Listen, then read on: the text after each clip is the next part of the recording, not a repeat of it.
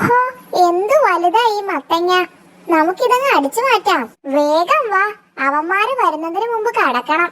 ഹോ, എന്തൊരു കനം. അയ്യോ സൂത്ര, ഇതിനൊരു തുള.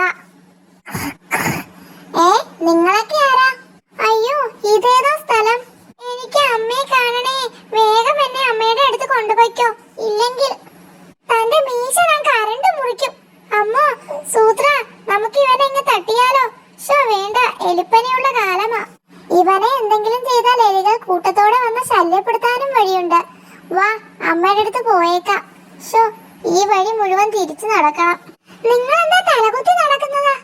പോയിക്കോ, ഇനി ഞങ്ങളുടെ മുന്നിൽ വന്നേക്കരുത്.